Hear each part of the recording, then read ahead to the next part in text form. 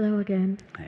Um, Taking inspiration from the fact that thoughts do not only come into consciousness, but are made of consciousness. Yes? Yes, they don't come into Two. consciousness from the outside. They They're- arise in consciousness. Yes. And like everything that arises in consciousness, it is made of consciousness. Yes. There's nothing else there for them to be made of. Yes. So the thought that says, I am sad, is also made of consciousness. Absolutely, yes. And it is awareness that is aware of the thought, I am sad. Yes. So awareness is both that which is aware of the thought, it is that in which the thought arises, and it is that Which thought is made of. Yes. out of which the thought is made. It is all three. Yes. It is the witness of the thought, the container of the thought, and the substance of the thought. Yes. So who is that identifies with the thought? Is it awareness itself again? So if I identify with the thought, I am sad, is it awareness identifying with that thought? It's not really that awareness identifies itself with the thought. It's that more that the thought arises, as you understand it, arises in awareness and is made of awareness. So that awareness is utterly one with the thought. Even to say that it's one with the thought is not quite right, as if awareness were one thing and the thought was something else and they were one. That there aren't even two things there, One, yes. Awareness and the thought. To be one or to be two. There's just awareness, assuming the form of the thought. So awareness is, again, it's not quite right to say that it's completely merged with the thought, if we credit the thought with existence. Awareness is utterly one. It assumes the form of the thought. It becomes the thought. So it's not that awareness has identified itself with a thought. It's that it is one with a thought and seems as a result to acquire the qualities of that thought. So the step generally is where I have a thought, I am unhappy, I am sad, and then it consumes me, and then I spend time as a sad person.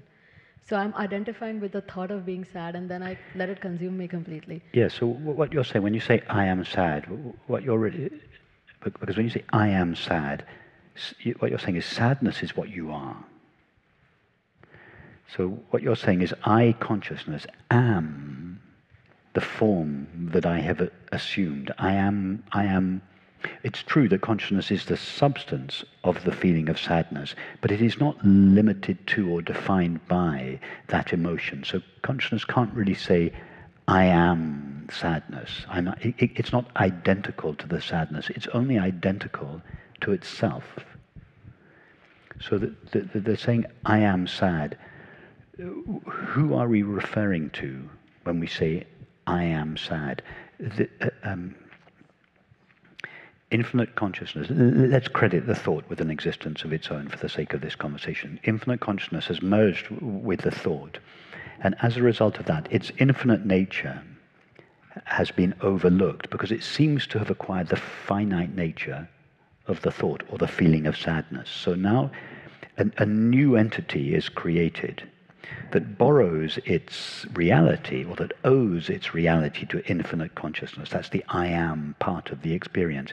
But it has acquired, this entity has acquired the limitations of the emotion, the sadness. So we get this new entity. When we say, I am sad, the entity that is sad is the entity that seems to result of the mixing of consciousness plus sadness. That's the separate self. That's the ego. So the ego owes its reality to infinite consciousness, but it borrows its limitations from the emotion.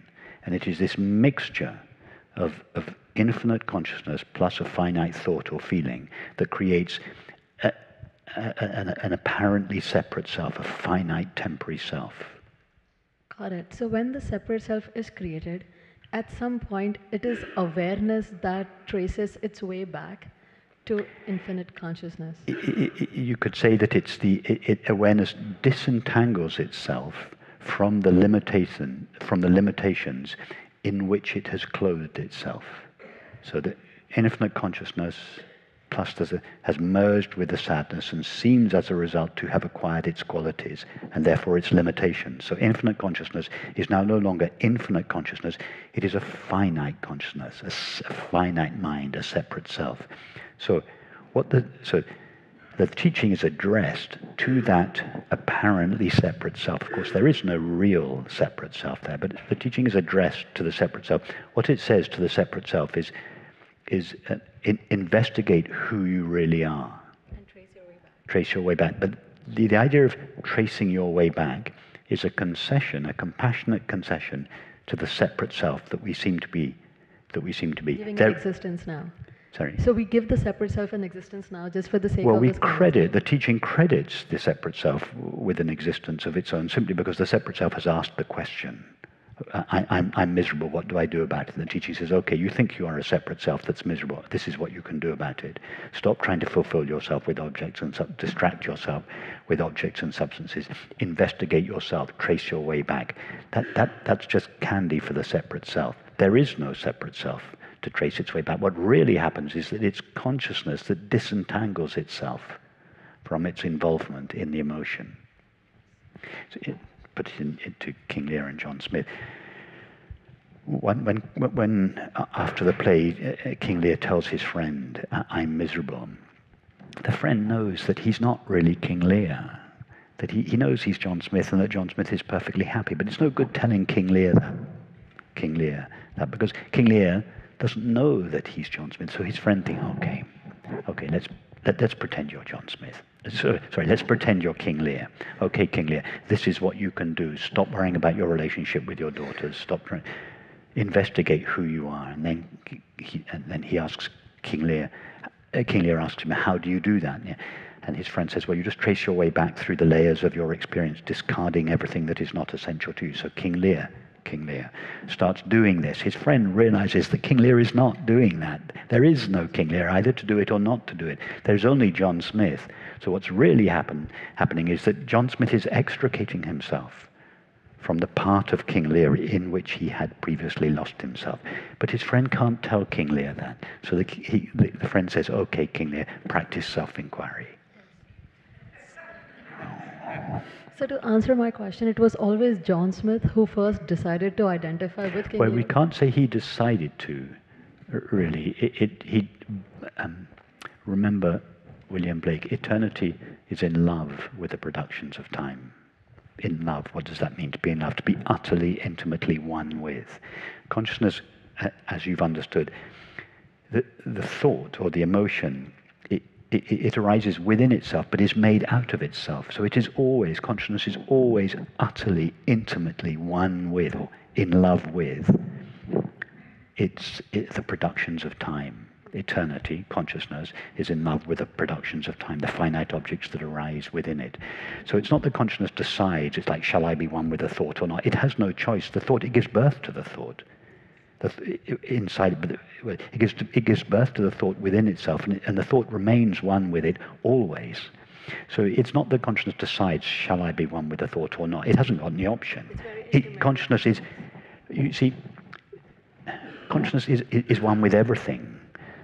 Because how could something stand apart from consciousness? It would have to be something other than consciousness. There is nothing other than consciousness. So it's like saying it's obvious the screen is one with everything that takes place in the movie. Of course it is, because how could the screen not be one with everything that takes place in the movie? Because all there is to the movie is the screen. So consciousness is it doesn't decide, that the movie doesn't decide, okay, I'll be one with those people in the movie, but not one with it. No, it doesn't have any option.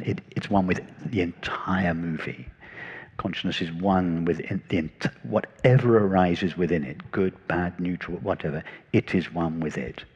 And it loses itself in it. That's the sacrifice consciousness makes. It loses itself in its own creation. It sacrifices its happiness for the sake of creation. That's the price it pays for creation. But then suffering on the inside and conflict on the outside ensues. So suffering is the